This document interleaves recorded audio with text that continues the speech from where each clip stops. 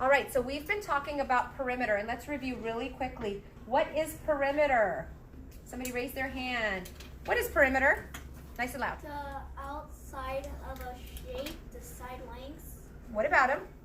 What do we do with the side lengths of the shape? You're on the right track. You add them. We add them, and we get the perimeter, right? If we add all the side lengths of a shape together, we get the perimeter. And we've done that with rectangles. Whoops, my pen flew. The cat flew. We've done that with rectangles, octagons, hexagons, and other shapes that have equal sides or twins across the street. This shape is a little different. So now, and there's some unknown side lengths. So we're going to work to figure out how we can find the perimeter of this shape. So it says the shapes below are made up of rectangles. Label the unknown side lengths, then write and solve an equation to find the perimeter of each shape. So here we go.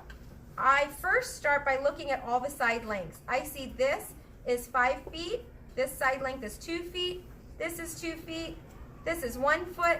Oh, there's no side length for this side. So let's write a letter there. This is A. I don't know what that is. That's an unknown. Oh, and there's no side length for this one. So I'm going to say that's B. This is 2 feet, and there's no side length for this one. That's C. Oh, that looks funny. That's C, okay? So now I have 3 side lengths that are unknown. Once I know these side lengths, I can add everything all together and I'll get my perimeter. Excellent. I start out with the easiest one. I know something about these 2 sides. What do I know? Somebody help me out. Nice and loud because you're all the way to the back. Twins across the street. Twins across the street. If I know this is a rectangle, I know these 2 are twins. So if this is 2 feet, what is this side? 2 feet. Nice and loud. 2 feet. 2 feet. Good job. So I know C is 2 feet. The side length is 2 feet. Now I have A and B. I'm going to change my pen actually because I think that's going to be harder to see. Okay. I don't know A and I don't know B. What can I do? Can somebody help me out? Which one would you suggest I go to next? Go ahead. 2 minus 1. Wait, what letter are you finding the side length for? B. Okay, I'm at B. Here's B, and then I have a twin across the street. So what would be the side length for B? 1 feet. 1 foot. B equals 1 foot. It's 1 foot, and then more than 1 become feet. Okay, so I know these 2. Here's the tricky one. Here's A. I don't have a twin across the street. But I know this all together is 5 feet, and its twin would be this all together, should be 5 feet. And I can do something here to figure out A. What should I do? Nice and loud. 2 plus 2 equals 4. Okay.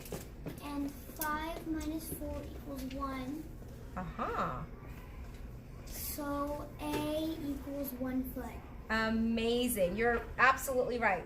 I take what I know. I know all together this equals 5 feet. And I know I have to subtract these 2 to find out what's left. So you said, hey, let's make that one step easier. Let's say 2 plus 2 equals 4.